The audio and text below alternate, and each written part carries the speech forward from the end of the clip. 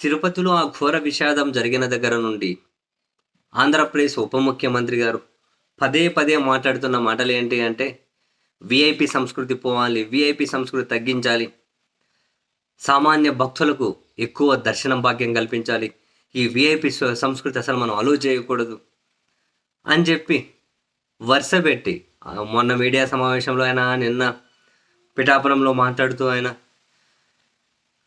ఆయన పదే పదే విఐపి సంస్కృతి పోవాలి అని చెప్పి అంటూ ఉన్నారు.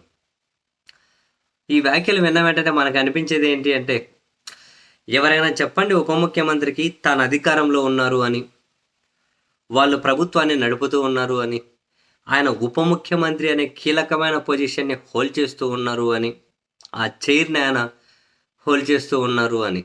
ఎందుకని విఐపి సంస్కృతి పోవాలి అంటే నిర్ణయం తీసుకోవాల్సింది ఎవరు? సామాన్య భక్తులకు ఎక్కువ దర్శనం కల్పించాలి అంటే నిర్ణయం తీసుకోవాల్సింది ఎవరు?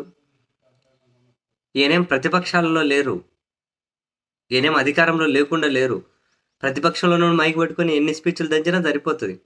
అధికారంలో ఉన్నారు, క్యాబినెట్ మీటింగ్లో మాట్లాడాలి. విఐపి సంస్కృతి తీసేయాలంటే ఏం కావాలో చర్చిద్దామని. అలా చేయాలంటే ఏం చేయాలి? నివేదిక అడగాలి. విఐపి సంస్కృతి నిర్మూలించాలంటే ఫస్ట్ ఈయన పేషి నుంచి మొదలెట్టాలి. ఈ 7 నెలల్లో ఈయన పేషి నుంచి ఎంతమంది సిఫార్సు లేఖలు ఇచ్చారు అక్కడికి బయటకు దిమ్మనండి. ఈయనకు సంబంధించిన జనసేన ఎమ్మెల్యేలు మంత్రుల నుంచి ఎన్ని సిఫార్సు లేఖలు వెళ్ళాయో బయటకు దిమ్మనండి.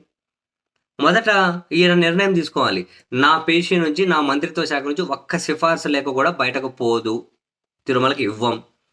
ఎందుకంటే విఐపి సంస్కృతి మేము అంటే లేకుండా చేయాలనుకుంటున్నాం కాబట్టి.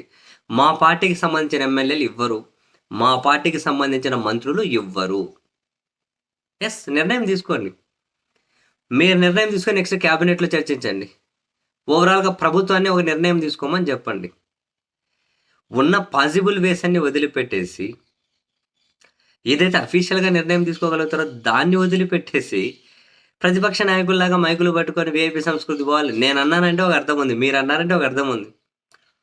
సిస్టంతో సంబంధం లేకుండా కీలకమైన పొజిషన్ హోల్డ్ చేయని వాళ్ళు అన్నారు అంటే సంబంధం ఒక అర్థం ఉంది. ఉప ముఖ్యమంత్రి ఆ మాటలు అనడం ఏంటి? ఎటువంటి కార్యాచరణ లేకుండా, ప్రాక్టికల్గా ఆయన ఒక అడుగు ముందుకు వేయకుండా, ఎవరిని సాటిస్ఫై చేసేకి, దేనికోసం ఈ మాటలు? అందుకే అనిపించింది ఆయనకి ఎవరైనా చెప్పండి, ఆయన ప్రతిపక్షంలో లేరు, కీలకమైన ఉప ముఖ్యమంత్రి అనే పొజిషన్ హోల్డ్ చేస్తున్నారు అని చెప్పి ఆయనకి ఎవరికైనా చెప్పండి అని చెప్పి అనిపించింది. నిజమేగా, ఆయన నుంచి మొదలెట్టాలిగా, వాళ్ళ పార్టీ నుంచి మొదలెట్టాలిగా. మొదలెట్టి మరి సిఫార్సులకు ఇవ్వకండి అబ్బా, తర్వాత మాట్లాడుతురు ఇవన్నీ.